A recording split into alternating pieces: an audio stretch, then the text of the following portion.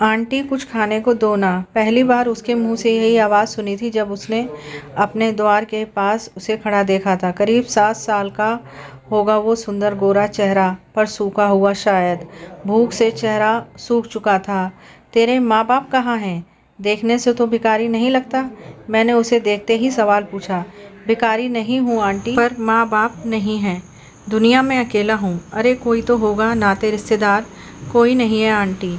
एक दादी थी, वह भी कुछ दिन पहले भगवान के पास चली गई। इतना बोलकर फफक फफक के रो पड़ा। उसके आंसू मुझे अंदर तक भेद गए। बस इतना ही कहा, रो मत बेटा, लाती हूँ कुछ खाने को। किचन में गई और जो रोटियां अपने नाश्ते में खाने के लिए रखी थी लाकर उसे दे दी। अंदर से यह देखकर सास गुस्से में बोलने लगी, यह नहीं कि दरवाजे से भगाए, भिखारी को तो अपना खाना ले जाकर खिला रही हो।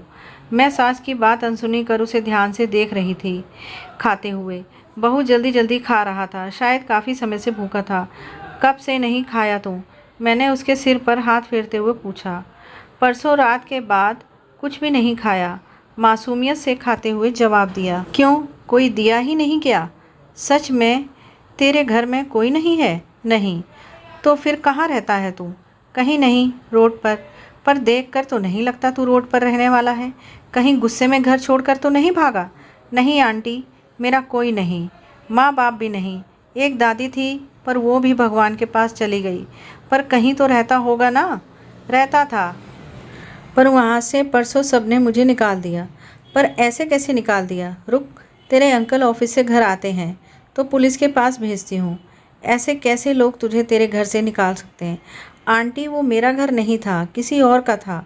बस दादी के साथ मैं रहता था, लेकिन दादी के बाद मुझे निकाल दिया।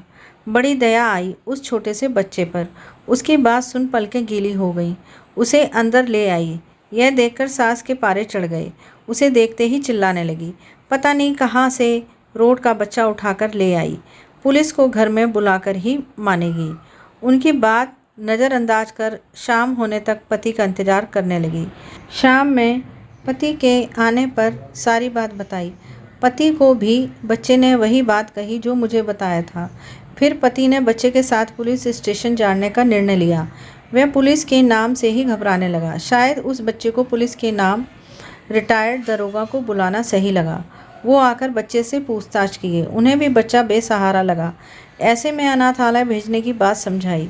वह इन सब बातों के बीच मेरा पल्लू पकड़ के खड़ा था। उसे देखकर ममता उमड़ने लगी। इच्छा हुई अपने पास रख लूं। पति से पूछा तो गुस्सा होने लगे, पर सास खुश हो गई। उनके अनुसार मुफ्त में अगर नौकर मिलता है तो इससे अच्छा क्या होगा। वह काफ़ी बहस के बाद घर पर ही रह गया। मेरी सास उसे घर के छोटे बड़े काम में लगाने लगी, पर मेरी इच्छा थी वह पढ़े। पति को बोला तो नाराज़ हो गए। एक स्वर में यह बोलकर इनकार कर दिया, अपने 2 बच्चे नहीं हैं क्या? उन दोनों की पढ़ाई लिखाई बंद करवा दूं क्या, इस बाहर वाले के कारण? पर लगातार मेरी जिद करने के कारण उन्हें हार माननी पड़ी और पास के ही एक साधारण से स्कूल में ही उसका दाखिला करवा दिया। शुभ, यही नाम बताया था। उसने पढ़ाई में बेहद अच्छा था। साधारण स्कूल के बावजूद मेरे खुद के बच्चों से उसके नंबर ज़्यादा आते। समझदार भी बहुत था। जानता था वह इस घर का पूर्णतः हिस्सा नहीं, तभी मेरी छोटे बड़े काम में मदद करने की भरकस कोशिश करता। मेरे लाख मना करने के बाद भी जब सासू माँ उससे पैर दबाती तो बिना कुछ कहे पैर दबाता। कभी किसी चीज़ की जिद नहीं करता। जो भी मिल जाता उसी में संतुष्ट हो जाता। वो मुझे हमेशा आंटी बुलाता तो मैं कई बार उससे कहती भी, मम्मी बोला कर, मुझे अच्छा लगेगा।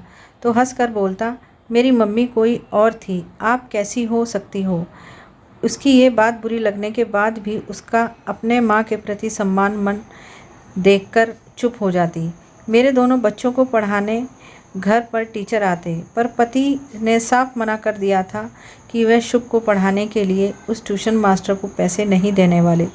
जब भी घर पर वो टीचर आते, शुभ दूसरे कमरे में पढ़ता, पर यह चीज़ मुझे अक्सर चुभती। मैंने उस ट्यूशन टीचर से बात की और शुभ को पढ़ाने की भी बात रखी। साथ में यह भी कहा कि उन्हें इसके पढ़ाने के पैसे भी मिलेंगे, पर वह यह बात किसी को नहीं बोलेंगे। वह मान गए और मैंने पति और सास को बोल दिया वह इसे मुफ्त में पढ़ाना चाहते हैं। घर खर्च से बचे पैसे मैं उसके ट्यूशन में लगाने लगी। मैं अपने तरफ से कोशिश करती कि अपने बच्चों और उसमें कोई अंतर ना करूं। यह बातें मेरे बच्चों को गलत लगने लगी थी। वे उसे अपना प्रतिद्वंदी समझने लगे थे, पर वह हमेशा उनसे प्यार से ही पेश आता। मेरे बीमार पड़ने पर मेरी सबसे ज़्यादा सेवा भी वही करता। धीरे धीरे बच्चे बदलने लगे। उसमें अपना भाई नज़र आने लगा। पति का भी रवैया उसके प्रति बदलने लगा। 10वीं में पूरे राज्य में सर्वप्रथम स्थान आया।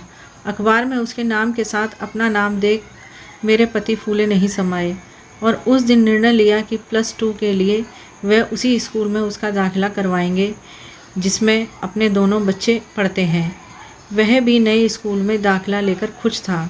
उसके तेज़ दिमाग को देखकर पति उसे इंजीनियरिंग करवाने की सोच रहे थे, इसलिए शहर के बेस्ट कोचिंग में दाखिला करवाने की बात कही, पर उसने IPS बनने की बात हमारे सामने रखी।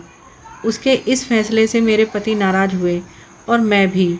हमें लगा वह पैसे बचाने के लिए ऐसा कह रहा है। आज भी याद है, मैं गुस्से में अपने कमरे में चुपचाप लेटी हुई थी। वह धीरे से कमरे में आया और मेरे बगल में लेट गया। फिर धीरे से पूछा, गुस्सा हो आंटी? नहीं, गुस्सा क्यों होने जाऊंगी? तेरी मम्मी थोड़े ना हूँ कि वह होने का हक है मुझे। मम्मी तो नहीं हो पर माँ तो हो, बेहद प्यारी माँ। यह बोलकर मुझसे लिपट गया। झूठ मत बोल, कभी माँ समझा भी है? समझता ही नहीं, मानता भी हूँ। अपनी जन्म देने वाली माँ की शक्ल तो आंखों में धुंधली पड़ चुकी है। अब तो माँ के नाम पर तुम ही बसी हो। यह बोलते बोलते उसके आंखों के दोनों कोर गीले हो गए। अब मैं तुम्हें माँ ही बोलूँगा, ठीक? एक बात बताऊँ माँ, जो कभी बताया नहीं। बोलना। मेरे जन्मदाता पिता जिंदा हैं। इतना सुनते ही खुद को उससे छुड़ाकर मैं चौंक कर बैठ गई। झूठा फरेबी, इतनी छोटी उम्र में इतना झूठ बोला था तूने? पिता के होते हुए भी अनाथ बताया? छी! और मैं तेरे लिए अपने घर वालों से लड़ती रही। सुनना माँ प्लीज़, उसके बाद जितनी गालियाँ देनी है दे देना, ठीक है? सुना। कोई मनगढ़ंत कहानी, मनगढ़ंत ही सुनानी होती तो पहले वाली ही क्या बुरी थी कि नई सुनाने की ज़रूरत पड़ती? ठीक है बोल। मैं बनारस के विजय प्रकाश शुक्ला का बेटा हूँ। वो तो बहुत बड़े आदमी हैं वहाँ के, पर उन्होंने कभी तुझे ढूंढने की कोशिश नहीं की होगी। करते कैसे? उन्हें मेरी ज़रूरत जो नहीं थी। खुश था मैं घर में मम्मी पापा और दादी के साथ, लेकिन तभी तक जब तक पापा ने उस सुलेखा को घर पर नहीं लाया था। मम्मी ने मेरे बारे में एक बार भी ना सोचते हुए गुस्से में आकर छत से कूदकर जान दे दी। पापा ने उसे पैसे के बल पर हादसा का नाम दे दिया। यह सब देखकर दादी ने बिस्तर पकड़ लिया। वो सुलेखा जब देखो तो मुझे मारती और जब मैं उसकी शिकायत करता तो पापा मुझे ही डांटते। दादी उसके बात का प्रतिरोध करती तो पापा के बाहर जाने पर दादी को भी मारती। एक दिन ऐसे ही उसकी दादी से हाथापाई हो गई और उसने दादी को गुस्से से धकेल दिया। दादी के सिर से काफ़ी खून गिर रहा था। जब उसने दादी को हिलाया तो दादी में कोई हरकत नहीं की। यह सब मैंने देख लिया था तो मेरे पीछे पड़ गई। मैं अपना जान बचाने के लिए घर से भाग गया। मैं यह सब बताता तो शायद सभी उस समय उस घर में वापस भेज देते, इसलिए बोल दिया मेरा कोई नहीं। 4 साल में सोच रहा था तुझे बताऊं, माँ पर डरता था कि गुस्सा करेगी, लेकिन आज हिम्मत कर तुझे बता रहा हूँ। इतना छोटी उम्र इतना सब कुछ कैसे बर्दाश्त किया होगा उस बच्चे ने। यह सोचकर कस के उसे अपने बाहों में भर लिया।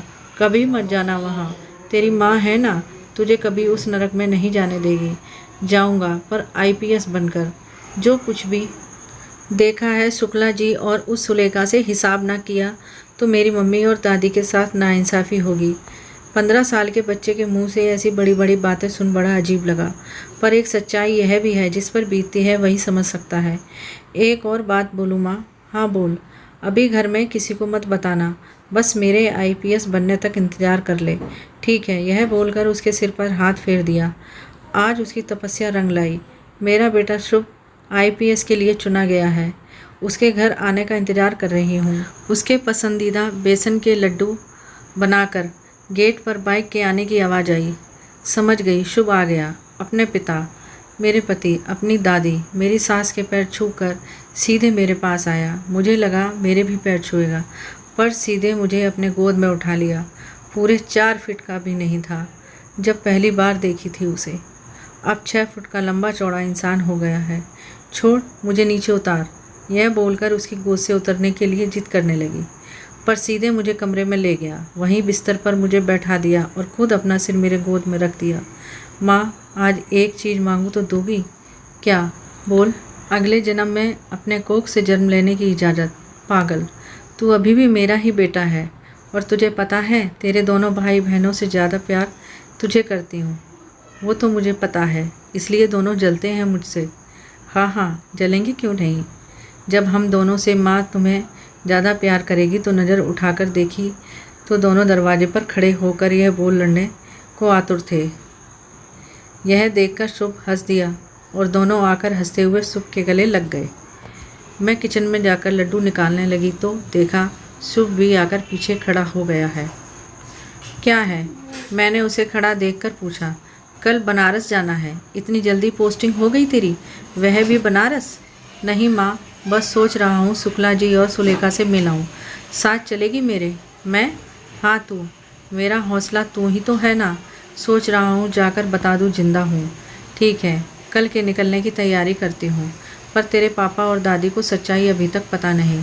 अब सच्चाई बताने जा रहा हूँ माँ, बस कोई गुस्सा हुआ तो तुम संभाल लेना। इतना बड़ा अफसर हो गया पर मेरी पल्लू में छिपने की आदत नहीं गई तेरी।